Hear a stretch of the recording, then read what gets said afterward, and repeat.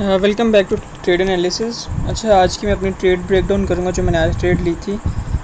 Gold पर ली थी मैंने आज ट्रेड, और एक ट्रेड मेरे से मिस हो गई थी। दोनों ट्रेड्स को मैं यहाँ ब्रेक डाउन कर देता हूँ उसको। अच्छा, सबसे पहले मैं उसी ट्रेड का ब्रेक डाउन कर देता हूँ जो मेरे से मिस हुई है।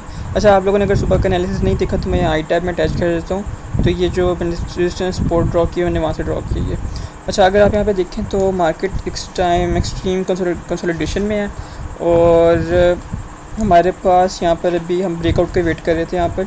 तो तकरीबन यहाँ पर ब्रेकआउट हुआ था 9:30 से 10 बजे वाली जो कैंडल थी, 30 मिनट पे उस पर ब्रेकआउट हुआ था। उसके बाद ये वाली कैंडल ने रिटेस्ट किया उस जोन को। अगर हम यहाँ पर गौर से देखें, इस वाली कैंडल ने इसको रिटेस्ट किया और फिर यहाँ पर एक बनाई बुलिश कैंडल एक बनाया। तो उसके बाद कंसिडरिंग दिस के यहाँ पर कंसोलिडेशन थी, फिर उसके बाद एक कैंडल ने ब्रेकआउट किया, अगली कैंडल ने रीटेस्ट किया। और जैसे कि हमें पता है क्या होता है ब्रेकआउट, रीटेस्ट एंड, और फिर आप यहाँ पर ट्रेड ले लेते हैं। तो ब्रेकआउट हुआ, उसके बाद जैसे कहते हैं ब्रेकआउट रीटेस्ट के बाद असल में हम बुलिश कैंडल का एक ना कर रहे होते हैं यहाँ पे। वो कैंडल जो हमारे उधर बने, हमारी डायरेक्शन में बन रही हो, तो ये डायरेक्शन जो ये वाली कैंडल, इसी कैंडल ने हमारे पास रीटेस्ट भी कर लिया और ये कैंडल हमारी डायरेक्शन में क्लोज हुई, तो हम नेक्स्ट कैंडल पर ट्रेड ले सकते थे। लेकिन मेरे से समहाउ मिस हो गई, इवन दो कि उस टाइम मैं एनालिसिस करके बैठा हुआ था और मैं उस टाइम बैठा नहीं था कंप्यूटर्स पे, तो मेरे से ये ट्रेड इस वजह से मिस हो गई। सो अगर मैंने ये ट्रेड ली होती, और ऑब्वियसली जो मैं ट्रेड लेता हूँ मेरी कोशिश होती है कि अगर मैं उसे होल्ड कर सकूँ उस स्पेसिफिक टाइम फ्रेम, अगर 30 मिनट मैंने ट्रेड लिया तो मैं 30 मिनट्स पूरी कैंडल के लिए इसको ट्रेड करूँ, तो मेरी कोशिश वैसे ही होती है। सो अगर मैं इसको देखूँ तो ये कितने पिप्स मूव हुई, 26 पिप्स, जिसमें से 10 पिप्स के बाद में अब 10 पिप्स पे अपना ले लेता हूँ पार्शल क्लोज करने के बाद स्टॉप लॉस ब्रेक इवन, और मेरी जो पोजीशन है वो चलती रहती है। यहाँ पे अगर आप देखें तो ऑब्वियसली इसने कोई भी विक नहीं बनाई, सो देयर यू गो।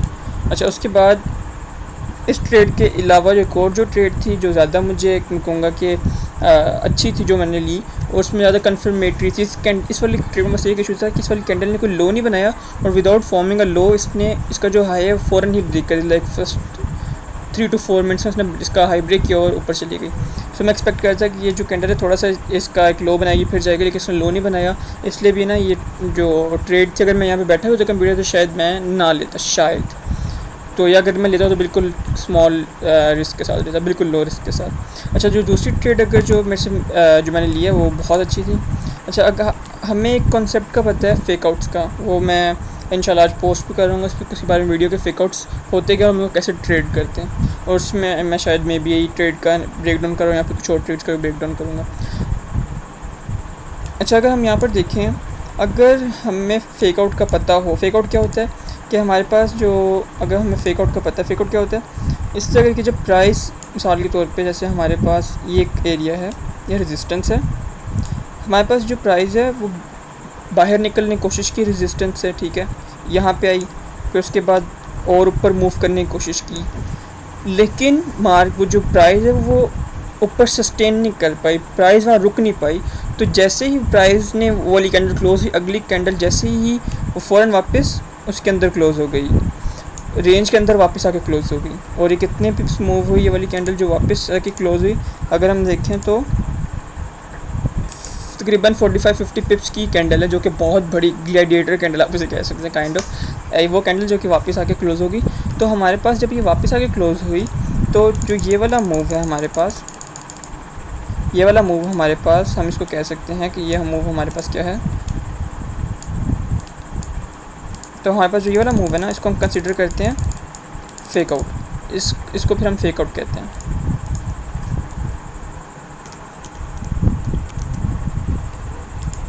इसको फिर हम फेकआउट कहते हैं इस वाले मूव को।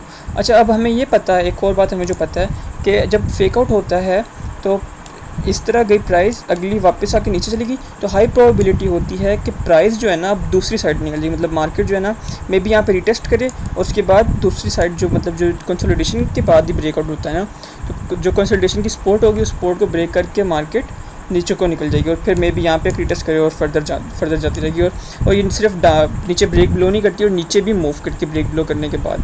ये ओवरऑल कॉन्सेप्ट है इसका फेकआउट का, और इसकी हाई प्रोबेबिलिटी होती है कि प्राइस ऐसे ही करती है, मूव करती है नीचे की तरफ, सपोर्ट तोड़ी, फिर एक रीटेस्ट और उसके बाद नीचे। और कभी बार ऐसे होता है कि प्राइस अंदर आती है, मिसाल के तौर पर जैसे ये ब्रेकआउट था, प्राइस वापस आई, उसके बाद प्राइस रीटेस्ट करने के बजाय नीचे आ जाती है, नीचे आके रीटेस्ट करती है, फिर से नीचे चली जाती है। और एक तो ये भी हो सकता है कि प्राइस तक करके बाहर आई, वापस अंदर आई, बजाय इसके रीटेस्ट करे नीचे आई, और बजाय इसके दोबारा रीटेस्ट करे नीचे आई। डिपेंड करता है कि टाइम कौन सा है, मार्केट में कितना वॉल्यूम, और इन सारी चीज़ों पर डिपेंडेंट इन तीनों सिनेरियोस को भी सिनेरियो हो सकता है।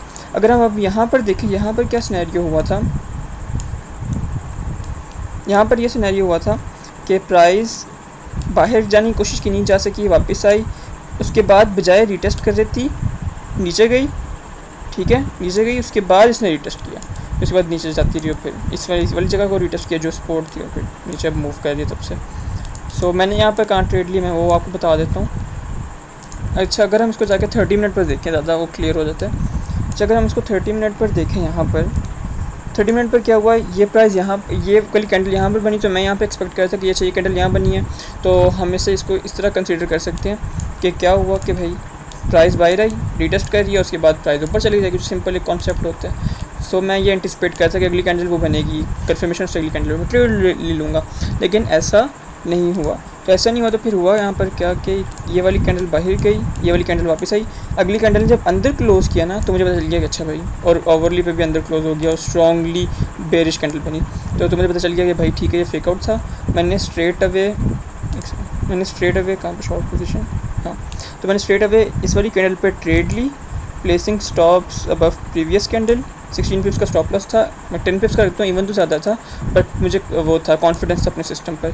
और मैं जो टारगेट कर रहा था, इस सपोर्ट एरिया को नहीं कर रहा था, इस वाली जगह को मैं टारगेट कर रहा था, इस वाली जगह को, ठीक है, कि मैं इस वाली जगह को टारगेट कर रहा था। सो अब यहाँ पर मेरे साथ थोड़ा सा कह लें कि बैड लक कह सकते हैं कि हुई, वो इस तरह कि मैं इस जगह को टारगेट कर रहा था, और जब यहाँ पे इस तरह की कैंडल बनी और अगली कैंडल बनी, तो आई वॉज प्रीटी श्योर कि भाई ये वाली कैंडल आएगी और डायरेक्ट आके इसको यहाँ पे हिट कर देगी। लेकिन जो मेरा आप कह लें कि वो था टेक प्रॉफिट, वो कितने पिप्स से मिस हो गया, 2.5 पिप्स के साथ मेरा टेक प्रॉफिट मिस हो गया। अगर हम इसको जाकर देखें 15 मिनट पे ऑब्वियसली मैं ट्रेड को, अगर मैं 30 मिनट पे ले लूँ तो 15 मिनट पे मैं उसको मैनेज कर रहा होता हूँ ट्रेड को ना। तो अच्छा, जब यहाँ पे आई तो आई वॉज प्रीटी श्योर कि नेक्स्ट कैंडल भी नीचे आएगी और मेरा जो टेक प्रॉफिट हिट हो जाएगा, लेकिन 2.5 पिप्स के साथ मिस हो गया। तो जैसे ये वाली बुलिश कैंडल बनी, तो मैंने अपनी जो चीज़ें पार्शियल्स क्लोज कर दिए, और मैं अपना स्टॉप लॉस लेके आ गया ब्रेक इवन पे। तो हुआ ये कि फिर ब्रेक इवन पे आके जो मेरा स्टॉप लॉस था वो हिट हो गया, और मेरे रनर्स बंद हो गए। सो मैंने अपने पार्शल्स या कह लें प्रॉफिट जो क्लोज थे वो इधर कर लिए थे। तो इधर तक अगर हम देखें ये कितने पिप्स बन रहे थे, तो ये बन रहे थे इधर इस कैंडल क्लोज होने पे 32 पिप्स तक मैं की ये ट्रेड थी। So this was it. इसमें मैंने 2 ट्रेड्स अपनी आइडियाज़ बता दिए कि जो मेरे दोनों ट्रेड आइडियाज़ थे। सो इंशाल्लाह I will be posting a fake out educational video as well in the educational videos playlist, I guess इस तरह का कोई नाम है उसका। सो अगर आप लोगों का कोई भी क्वेश्चन है फेकआउट से, इस तरह की चीज़ों से रिलेटेड, या आप चाहते हैं कि मैं अपने ट्रेड एनालिसिस इसका शेयर करता रहूँ, तो please do inform me in the comment section, और लाइक ज़रूर कीजिएगा और सब्सक्राइब कीजिएगा। Thank you.